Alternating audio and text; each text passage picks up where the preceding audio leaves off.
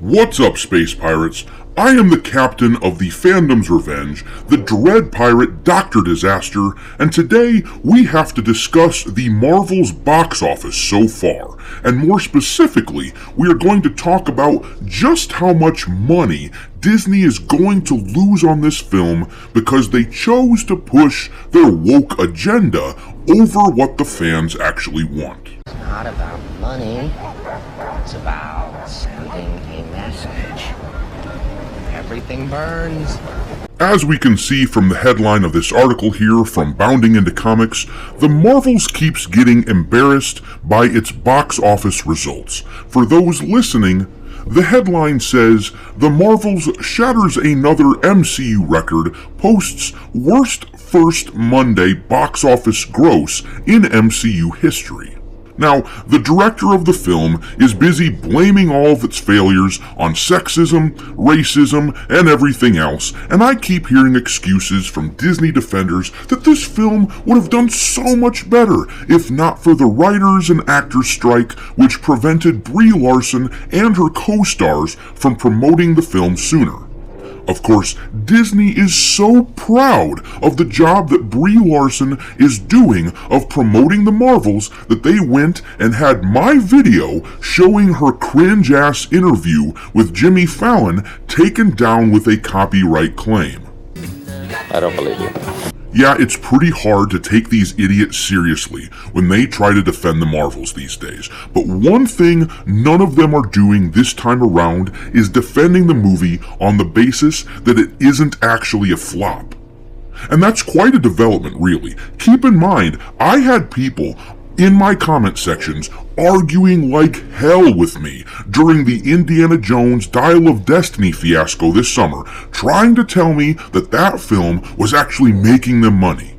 They fought with me over Ant-Man Quantumania. They fought over the Eternals. They will typically say anything to justify their ridiculous opinion that the MCU and the Disney properties aren't failing spectacularly. God, I really hate that buzzer. Can we not do that? Well, me hearties, this time around, the failure is so blatant that even the corporate media is agreeing with us. This movie is bombing. And I've only had a few people on here arguing with me that the Marvels is gonna be fine.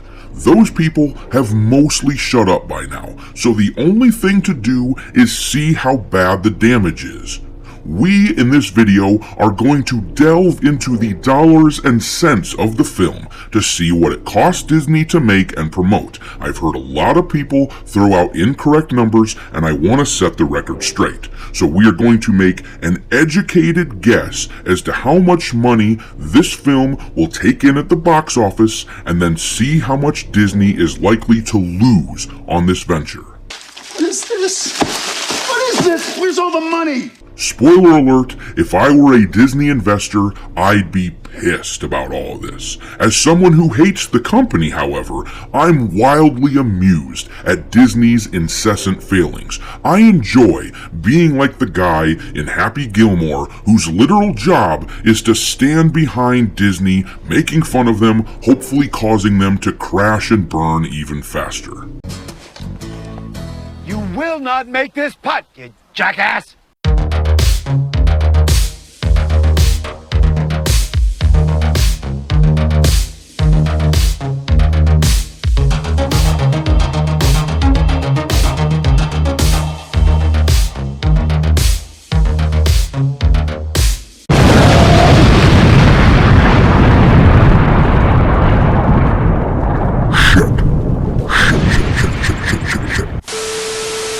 Real quick, before we dive into the numbers, make sure to like this video, which helps me defeat the evil algorithm monster. Clicking that little thumbs up really helps me out. But in any event, let's take a look at what the cost of the Marvels was. A quick Google search tells us that the movie cost $274.8 million to produce. That is a whopping number.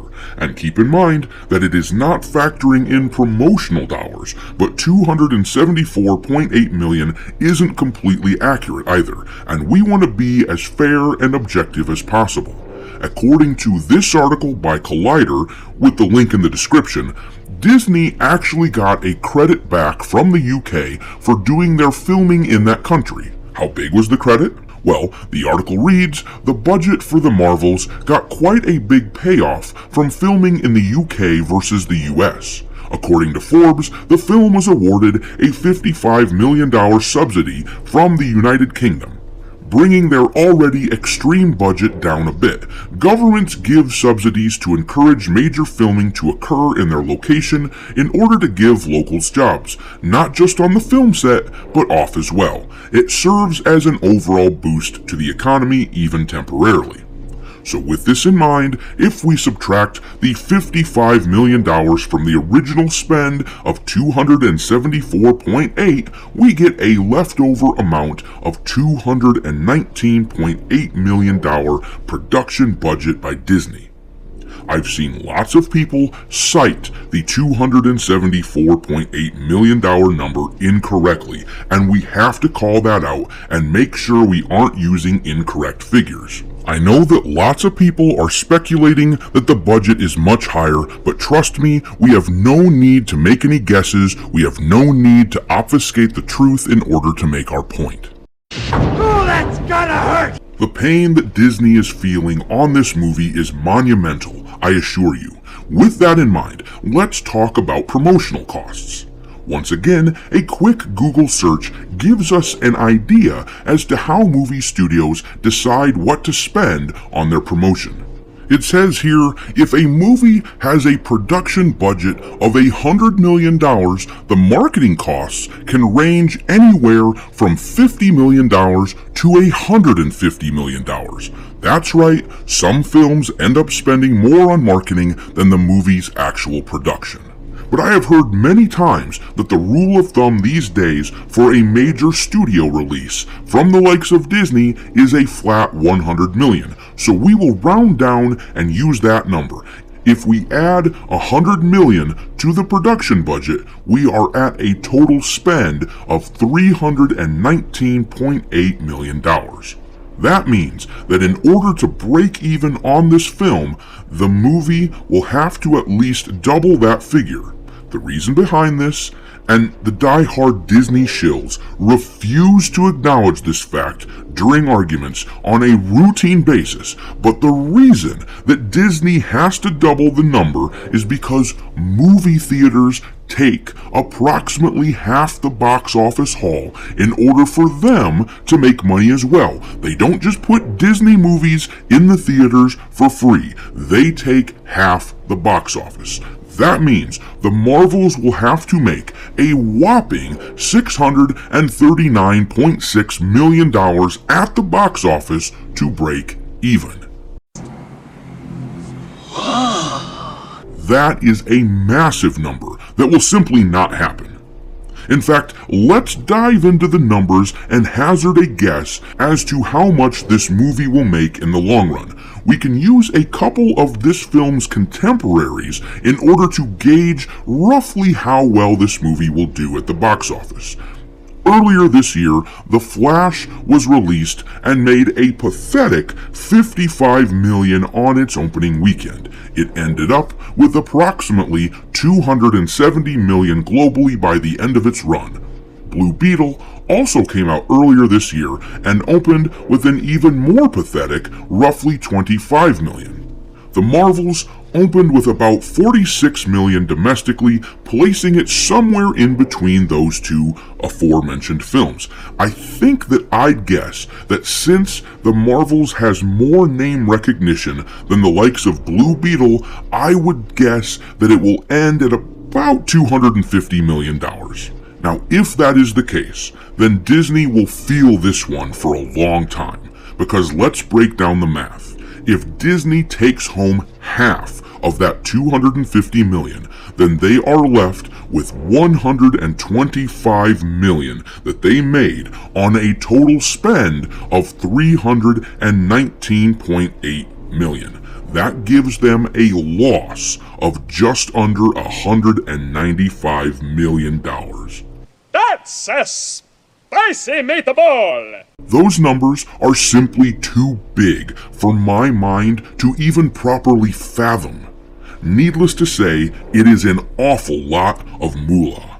And it is the reason why we are seeing so many stories in the news recently about drastic ideas being floated around at Marvel, like bringing back Robert Downey Jr. and Chris Evans.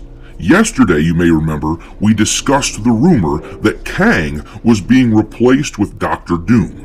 They are trying like hell to rush things like the X-Men into the story as quick as possible in the MCU, like a parachute string being yanked on to save themselves from falling to their doom. But I don't think any of their usual tactics will work now. The parachute string isn't working. People like you and I aren't going to bail them out. And Disney and Marvel will have to rethink themselves from the ground up if they want to start making money again instead of setting it on fire. Everything burns. Thanks for watching, me hearties. If you haven't already, your captain is inviting you to subscribe to the channel and become a part of the crew. Life as a space pirate may not be glamorous, but there's always plenty of booty.